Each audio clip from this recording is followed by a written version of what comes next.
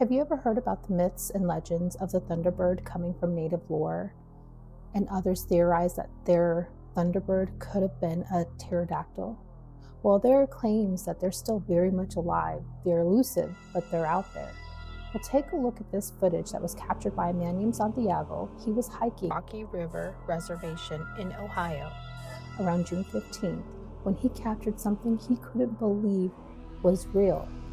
And it very much looks like a pterodactyl. Take a look at this video, comment below, tell me what you see.